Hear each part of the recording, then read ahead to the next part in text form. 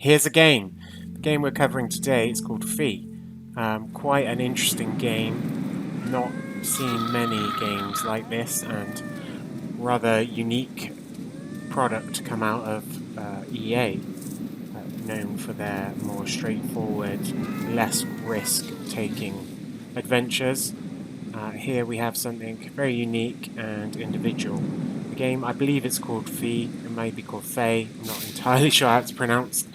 But this game is quite a short game, and it does actually start quite slowly as well. Had I not known how short the game was, I probably wouldn't have continued on with it. Luckily, I knew it was a maximum 4 or 5 hour playthrough. I actually finished it in under 4 hours, but that's because I didn't go through trying to collect everything. And I am glad I did persevere and get through that initial stage, because once the game gets going, you become accustomed to the platforming using the different abilities you gain throughout the progress.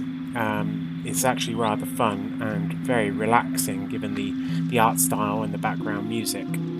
Story-wise, well, at the surface level, the story is kind of up to you to decide what you make out of it, given that there's no verbal or written dialogue throughout the whole adventure. You play as a small animal, as you probably tell looking at the video, and you're in a small open world that has kind of been overtaken by these evil creatures. In order to gain control of the world back, you have to sneak around. A lot of it is stealth type mini missions, I guess, or you kind of go through completing small gathering and platforming puzzles. I'm not going to spoil the way the game unfolds, but it is very interesting, or at least interesting enough if you pay attention to the visual cues and the short and small cutscenes throughout the game. Due to the lack of no dialogue, written or verbal, or any sort of signposting of where to go, you will end up wondering which direction you should take. You can call for a glowing bird type creature, which does help guide you to the direction that you should be going, and there's also a world and mini map that you can pull up that vaguely shows you where you should go next, but giving you no context of exactly what you should do.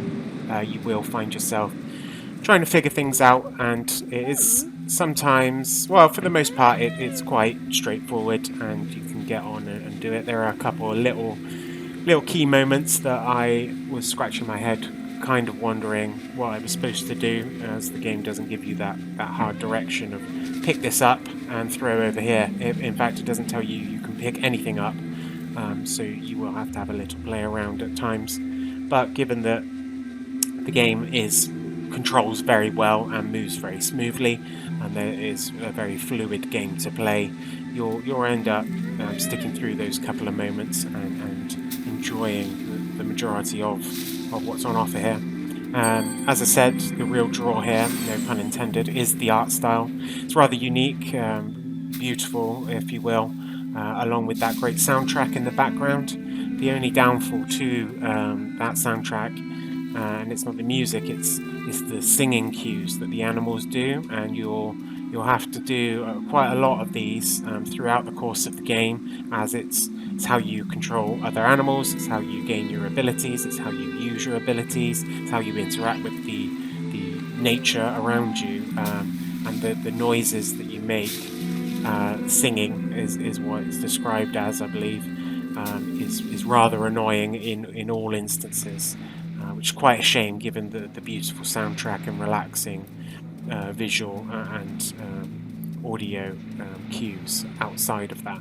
Overall, the game then it is flawed in these small instances, but I don't want to take away and I don't want to take away from the game and leave you with an impression that I didn't enjoy it. I did.